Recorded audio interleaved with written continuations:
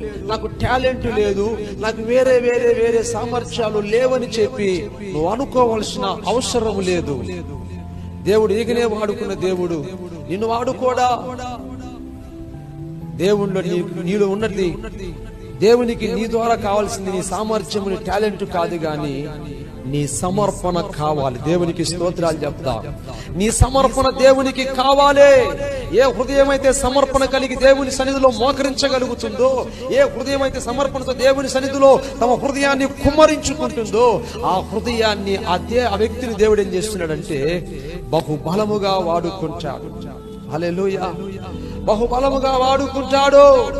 ఖచ్చితంగా నీ ద్వారా దేవుడు గొప్ప కార్యాలు జరిగిస్తాడు. నీ వెళ్లే చోట ఆత్మ రక్షణలోకి అనేక మంది దేవుడు తీసుకొస్తాడు. గొప్ప సేవకునిగా, గొప్ప వ్యక్తిగా, ఉన్నతమైన స్థలములో దేవుడిని నిలవచేయగలుగుతాడు.